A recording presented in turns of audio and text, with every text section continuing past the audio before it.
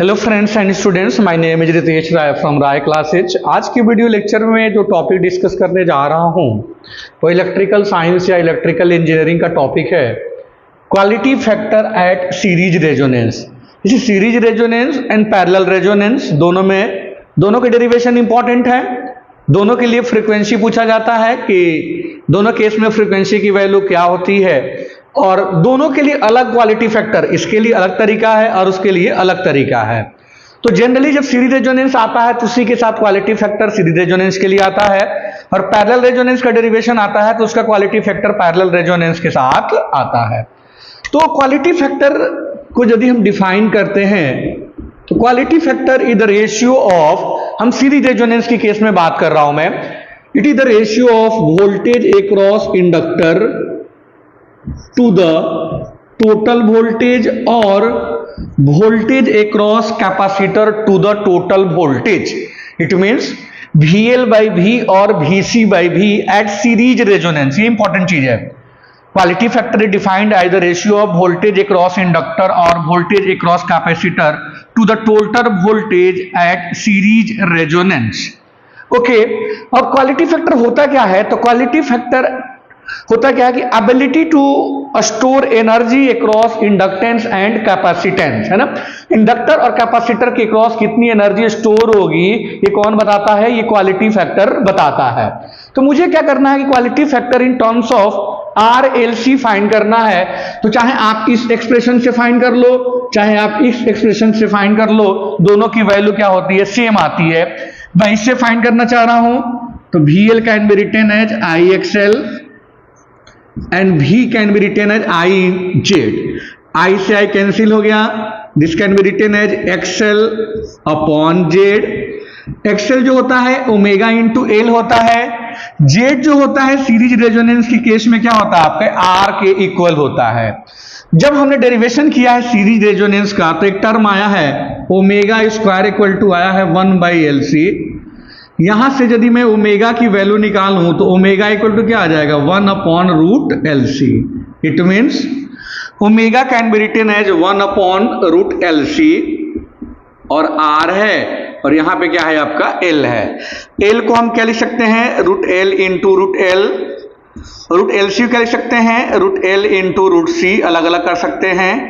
एक √L से √L cancel हो गया। R को पहले रख दो तो ये आ गया 1/R √L/C। तो जो क्वालिटी फैक्टर की वैल्यू आती है 1/R √L/C, इसकी कोई यूनिट नहीं होती है। रीजन बिहाइंड दैट कि कभी भी किसी भी फैक्टर, चाहे वो क्वालिटी फैक्टर हो, चाहे वो पावर फैक्टर हो, चाहे वो फॉर्म फैक्टर हो, चाहे वो पीक फैक्टर हो, वो सेम क्वांटिटी का रेशियो होता है। दैट्स व्हाई इसकी कोई भी यूनिट नहीं होती है। तो in the case of series resonance what is the value of quality factor? QF equal to 1/R √L/C। फॉर्मूले में कंफ्यूज मत होना, क्योंकि सीरीज रेजोनेंस के केस में क्या होता है? Resonance 1/2π √LC। ये √LC होता है 1 में, और यहां पे क्या होता है? L/C होता है। ये क्वालिटी फैक्टर होता है और ये क्या होता है? सीरीज रेजोनेंस फ्रीक्वेंसी होता है। तो ये डेरिवेशन आता ही आता है, नहीं आएगा तो इससे रिलेटेड पेपर में न्यूमेरिकल आता ही आता है। हमें RLC की वैल्यू दिया होता है डायरेक्ट, बस हमें यूनिट चेक करना होता है कि रेजिस्टेंस की वैल्यू हमारी ओम में होना चाहिए, इंडक्टेंस की वैल्यू हमारी हेनरी में होना चाहिए, और कैपेसिटेंस की यूनिट हमारी किस में होनी चाहिए? फैरेड में। जनरली कैपेसिटेंस माइक्रो या पीको में दिया होता है, उसको हम लोग फैरेड में कन्वर्ट करते हैं। फिर क्वालिटी फैक्टर होता क्या है? क्वालिटी फैक्टर होता है the ability to store energy across inductance and capacitance. और दो चीजें बहुत इंपॉर्टेंट है, एक है पावर फैक्टर और दूसरा है क्वालिटी फैक्टर QF।